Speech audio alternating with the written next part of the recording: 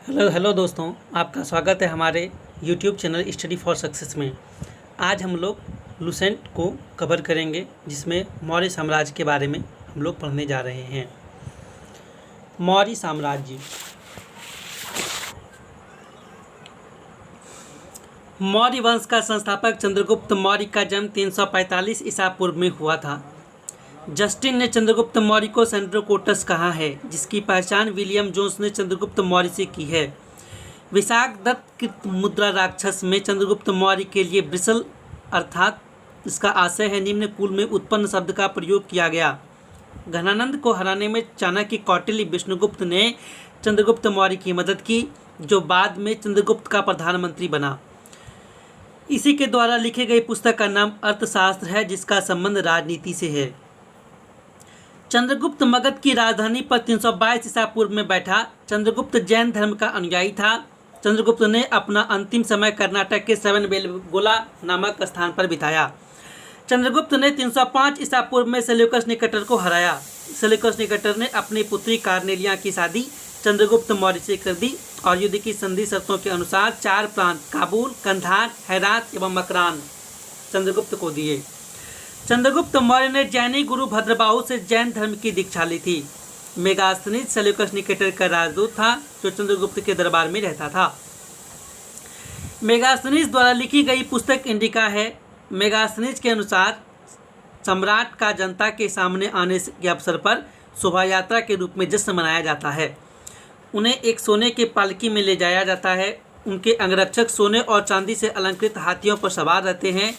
कुछ अंगरक्षक पेड़ों को लेकर चलते हैं। इन पेड़ों पर प्रशिक्षित तोतों का झुंड रहता है, जो सम्राट के सिर के चारों तरफ चक्कर लगाता रहता है। राजा सामान्यतः हथियारबंद महिलाओं से घिरे होते हैं। उन्हें खाना खाने से पहले खास नौकर उस खाने को चखते हैं।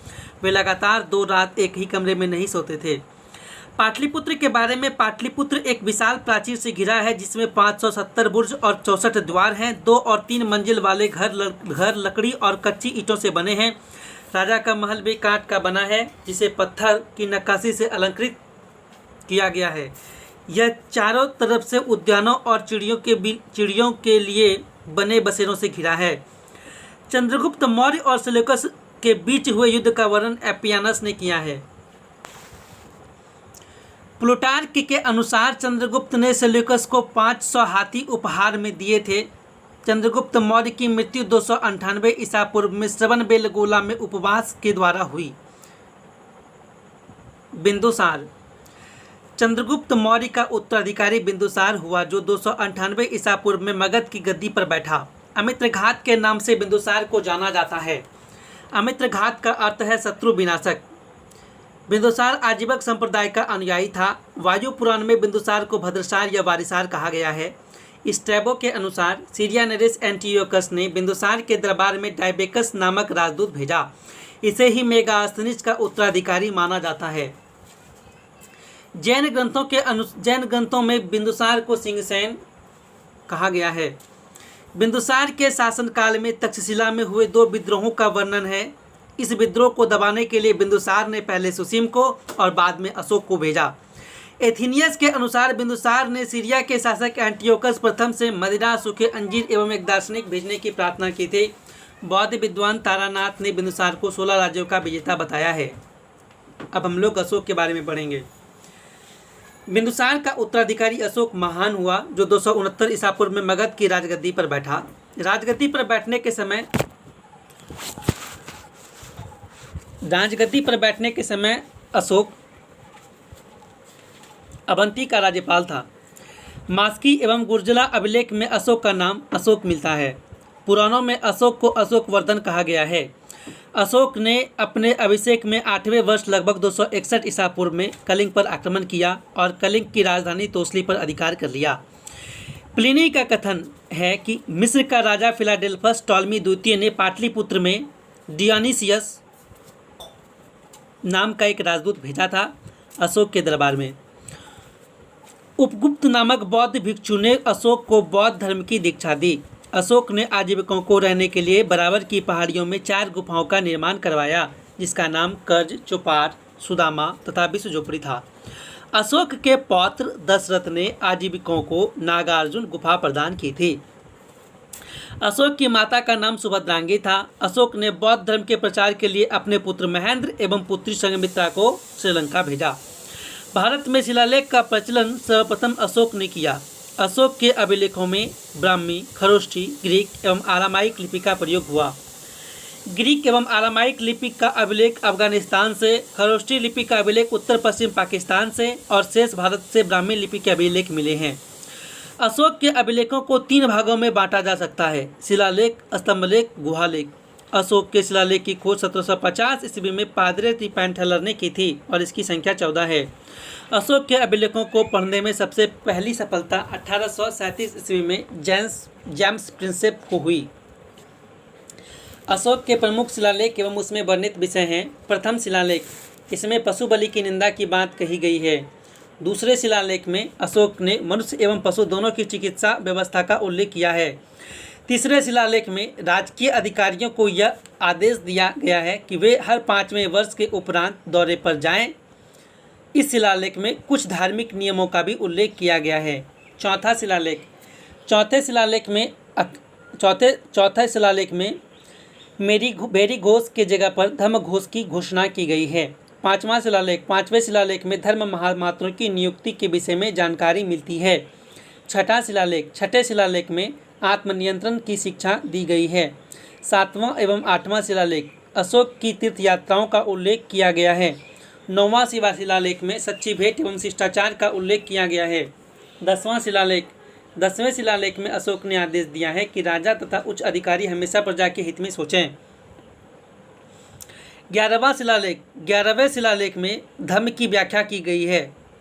12वें शिलालेख में स्त्री महामात्रों की नियुक्ति एवं सभी प्रकार के विचारों के सम्मान की बात कही गई है। 13वें शिलालेख में कलिंग युद्ध का वर्णन एवं अशोक के हृदय परिवर्तन की बात कही गई है और इसी शिलालेख में पड़ोसी राजाओं का वर्णन भी है। 14वें शिलालेख अशोक ने जनता को धार्मिक जीवन बिताने के लिए प्रेरित किया। अशोक के स्तंभ लेखों की संख्या 7 है, जो केवल ब्राह्मी लिपि में लिखी गई है। यह 6 अलग अलग स्तरों से प्राप्त हुआ है। हम लोग सबसे पहले प्रयाग स्तंभलेख को देखेंगे। प्रयाग स्तंभलेख यह पहले कौशाम्बी में स्थित था। इस स्तंभलेख को अकबर ने इलाहाबाद के किले में स्थापित कराया। दिल्ली टोपरा, यह स्तंभलेख फिरोज शाह तुगलक के द्वारा टोपरा से दिल्ली लाया गया। दिल्ली मेरठ, पहले मेरठ में स्थित यह स्तंभलेख फिरोज शाह द्वारा दिल्ली लाया गया। रामपुरबा स्तंभलेख चंपारण बिहार में स्थापित है। इसकी खोज 1872 ईस्वी में कार्लायल ने की थी।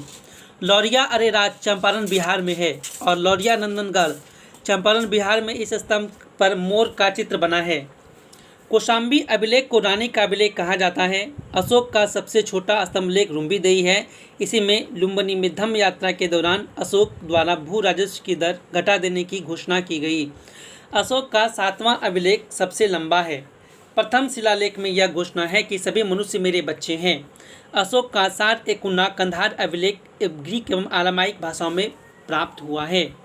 साम्राज्य में मुख्यमंत्री एवं पुरोहित की नियुक्ति के पूर्व उसके चरित्र को जांचा परखा जाता था, जिसे उपदा परीक्षण कहा जाता था। सम्राट की सहायता के लिए मंत्री परिषद होती थी, जिसमें सदस्यों की संख्या 12, 16 या 20 हुआ करती थी। अर्थशास्त्र में शीर्षस्थ अधिकारियों के रूप में तीर्थ का उल्लेख मिलता है, जिसे महामात्र भी कहा जाता था और महामात्रों की संख्या 18 थी। अर्थशास्त्र में चर जासूस को कहा गया है। अशोक के समय मौर्य साम्राज्य में प्रांतों की संख्या 5 थी। प्रांतों को चक्र कहा जाता था। प्रांतों के प्रशासक कुमार या आर्यपुत्र या राष्ट्रीय कहलाते थे। प्रांतों का विभाजन विषय में किया गया था, जो विषयपति के अधीन होते थे। प्रशासन की सबसे छोटी इकाई ग्राम थी, जिसका मुखिया ग्रामी कहलाता था। अर्थशास्त्र में वर्णित तीर्थ मंत्री, प्रधानमंत्री, पुरोहित, धर्म एवं दान विभाग के प्रधान को पुरोहित कहा जाता था। सैन्य विभाग के प्रधान को सेनापति कहा जाता था। राजा के पुत्र को युवराज कहा जाता था। राजकीय द्वार रक्षक को दरबारी कहा जाता था। अंतःपुर के अध्यक्ष को अंतर्वेदिक कहा जाता था। आय के संग्रहकर्ता को समाहर्ता कहा जाता था। राजकीय कोष के अध्यक्ष को सन्निधाता कहा जाता था। कारागार के अध्यक्ष को प्रशासता कहा जाता था। कमिश्नर के अध्यक्ष को प्रदेष्टि कहा जाता था। नगर का कोतवाल पौर कहलाता था। प्रमुख न्यायाधीश व्यावहारिक थे। नगर रक्षा का अध्यक्ष नायक कहलाता था। उद्योगों एवं कारखानों का अध्यक्ष कर्मांती कहलाता था। अध्यक्ष को मंत्रिपरिषद कहा जाता था। सेना का सामान एकत्र करने वाले को दंडपाल कहा जाता था। दुर्ग रक्षक को दुर्गपाल कहा जाता था। सीमावर्ती दुर्गों के रक्षक को अंतपाल कहा जाता था। प्रशासकों में सबसे छोटा गोप था, जो 10 ग्रामों का शासन संभालता था। मेगास्थनीज के अनुसार नगर का प्रशासन 30 सदस्यों का एक मंडल करता था, जो 6 समितियों में विभाजित था। प्रत्येक समिति में 5 सदस्य होते थे। बिक्री कर के रूप में मूल्य का 10वां भाग वसूला जाता था। इसे बचाने वाले को मृत्युदंड दिया जाता था। मेगास्थनीज के अनुसार एग्रोनोमाई मार्ग निर्माण अधिकारी था। जस्टिन के अनुसार चंद्रगुप्त मौर्य की सेना में लगभग 50,000 अश्वारोही सैनिक, 9,000 हाथी व 8,000 रथ थे। जस्टिन नामक यूनानी लेखक के अनुसार चंद्रगुप्त ने अपनी 6 लाख की फौज से सारे भारत को रौंद दिया। यह बात सही भी हो सकती है और नहीं भी, लेकिन यह सही है कि चंद्रगुप्त ने पश्चिमोत्तर भारत में सेल्यूकस की गुलामी से मुक्त कराया। युद्ध क्षेत्र में सेना का नेतृत्व करने वाले अधिकारी नायक कहलाते थे। प्रशासनिक समिति एवं उनके कार्य। प्रथम समिति उद्योग एवं शिल्प का कार्य निरीक्षण। द्वितीय समिति विदेशियों की देखरेख। तृतीय समिति जन्म मरण का विवरण रखना। चतुर्थ समिति व्यापार एवं वाणिज्य की देखभाल करना। पंचम समिति नियमित वस्तुओं के विषय का निरीक्षण करना। और षष्ठ समिति बिक्री कर वसूल करना।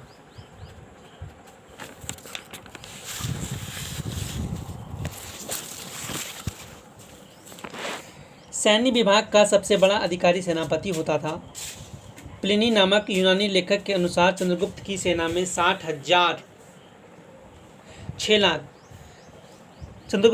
में 6 लाख पैदल सिपाही, 30,000 घुड़सवार और 9,000 हाथी थे। मेगास्थनीज के अनुसार मौर्य सेना का रखरखाव 5 सदस्यीय 6 समितियां करती थी। मौर्य प्रशासक में गुप्तचर विभाग महामात्य सर्प नामक अमात्य के अधीन था। अर्थशास्त्र में गुप्तचर को गोल पुरुष कहा गया है तथा एक ही स्थान पर रहकर कार्य करने वाले गुप्तचर को संस्था कहा जाता था। एक स्थान से दूसरे स्थान पर भ्रमण करके कार्य करने वाले गुप्तचर को संचार कहा जाता था। अशोक के समय जनपदी न्यायालय के न्यायाधीश को राजू कहा जाता था। सरकारी भूमि को सीता भूमि कहा जाता था। बिना वर्षा के अच्छी खेती वाले होने वाली भूमि को अदेवमात्रिक कहा जाता था। मेगास्थनीज के अनुसार मेगास्थनीज ने भारतीय समाज को 7 वर्गों में विभाजित किया। दार्शनिक, किसान, अहीर, कारीगर, सैनिक। बिना वर्षा के अच्छी खेती होने वाली भूमि को अदेवमात्रिक कहा जाता था। मेगास्थनीज ने भारतीय समाज को 7 वर्गों में विभाजित किया। दार्शनिक, किसान, अहीर, कारीगर, सैनिक, निरीक्षक एवं सभासद। स्वतंत्र वेश्यावृत्ति को अपनाने वाली महिला रूपजीवा कहलाती थी। नंदवंश के विनाश करने में चंद्रगुप्त मौर्य ने कश्मीर के राजा प्रवर्तक से सहायता प्राप्त की। मौर्य शासक 137 वर्षों तक रहा। भागवत पुराण के अनुसार मौर्य वंश में 10 राजा हुए, जबकि वायु पुराण के अनुसार 9 राजा हुए। मौर्य वंश का अंतिम शासक बृहद्रथ था। उसकी हत्या इसके सेनापति पुष्यमित्र शुंग ने 185 ईसा पूर्व में कर दी और मगध पर शुंग वंश की नींव डाली।